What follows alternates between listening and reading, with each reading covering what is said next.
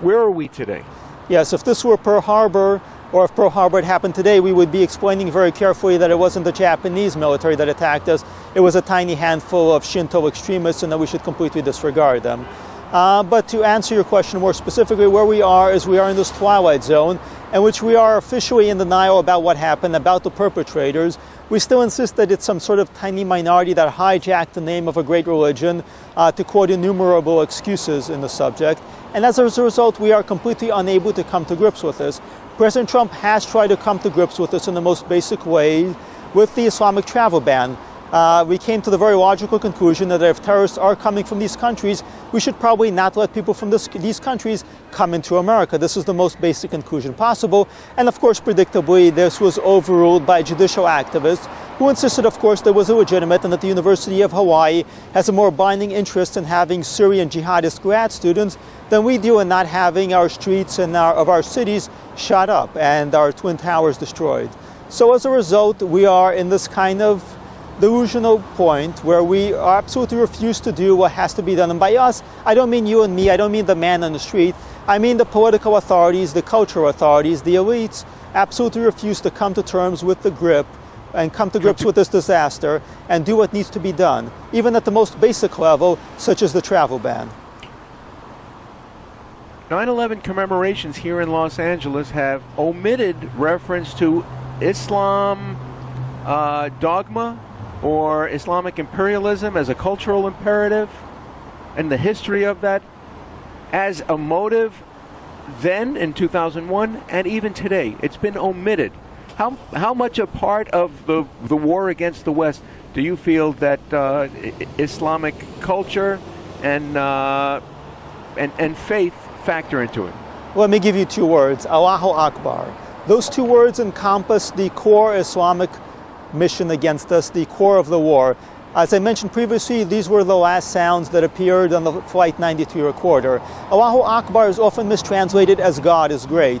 First of all, the term God is very misleading because what Muslims believe in as their deity is very different from what Christians and Jews believe in as God. Secondly, Akbar does not simply mean great, it means greater. It is an assertion of Islamic supremacism. When the term actually originated, when the words actually originated, Muhammad was conducting the massacre of the Jews of Khaybar, and you will still hear Islamic supremacists taunting Jews with the army of Muhammad is coming.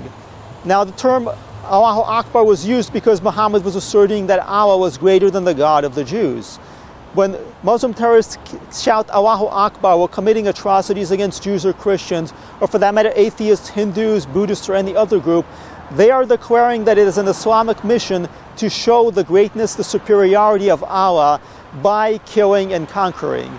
Islam is a fundamentally religion of military prowess. Muslims prove, they show that Islam is physically dominant.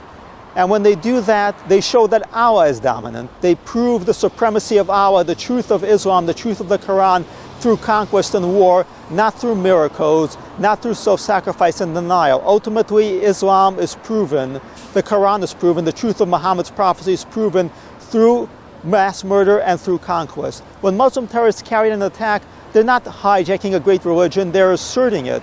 Xenophobia, intolerance is fundamentally Islamic. Islam is a religion of conquest because Islam, its theological mission is to conquer the world.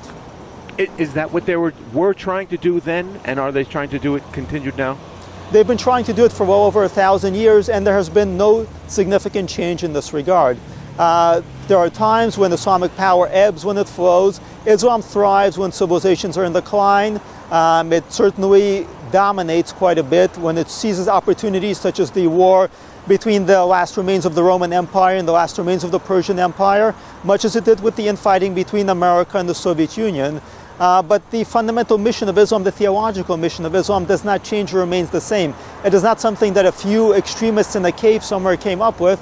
It is the Quran, it is the teachings of Islam. What do you believe the net result will be for Westerners, whether they be political leaders or civic leaders, omitting the Islamic imperialist aspect on 9/11 commemorations and teaching? there's been the very absurd premise that if we don't mention Islam, that Muslims will be less inclined to join Islamic terrorist groups, that we're somehow validating their claims when we describe them as Islamic terrorists. This is an absolutely absurd claim because Muslims don't derive the legitimacy of their religion or its teachings from us. When we refuse to mention Islamic terrorism, we're not fooling them. The only people we are fooling are ourselves. And what about those who claim, and many do, for example, Muslims for Progressive Values, who claim that, well, the extremism is a fringe and a separate part, and the vast majority of Muslims around the world are not extremists and are not a threat to Westerners? Well, you see, that's a very interesting claim. You hear it quite a bit.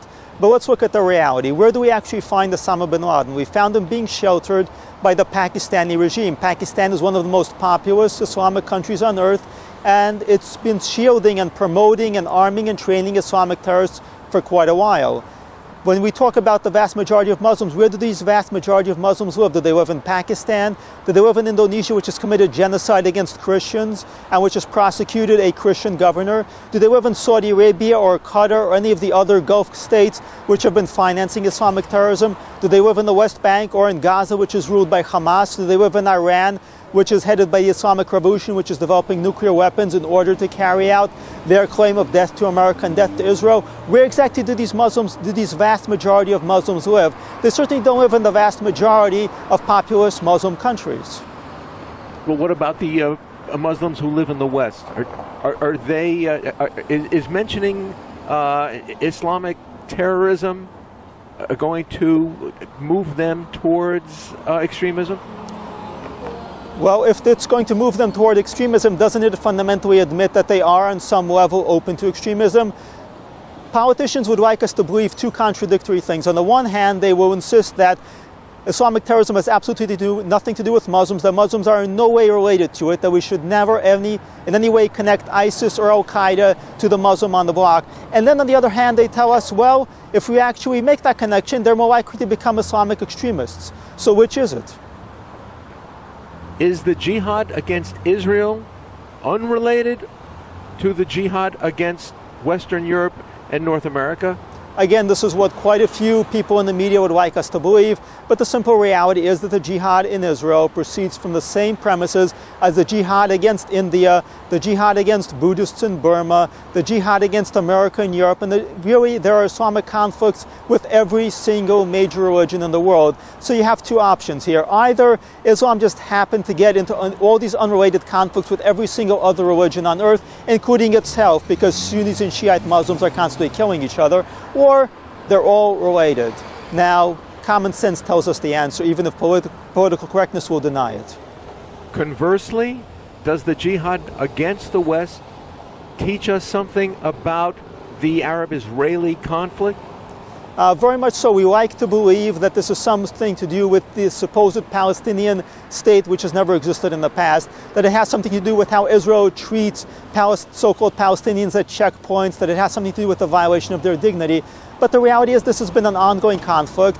Jews in Israel lived under Muslim rule when they were repeatedly persecuted, when they were in no way, shape, or form in any kind of position to oppress Muslims. And peoples around the world, including the Hindus in India, have likewise been treated the same way. Back in the day, even England itself was being raided for slaves by Muslim pirates. Until not all that long ago in the Ottoman Empire, European slaves were being transported and sold as slave labor for the harems and janissaries of the sultans. The simple reality is Islam has always had the same relationship to non-Muslims. Very little has changed except only its power and its propaganda. So on this September 11th, how do you feel about the way that it's being acknowledged and the way that it's being commemorated, or the lack thereof? The tragic thing is that in some ways the memory of 9/11 has been dimming. It has much less of a presence in the evening news. And yet at the same time, we have empowered this kind of phony Muslim civil rights. We've empowered Islamist grievances. And we're forgetting our own history, our own recent past, and that forces us to repeat it. It's not just September 11th, which by now quite a lot of time has passed.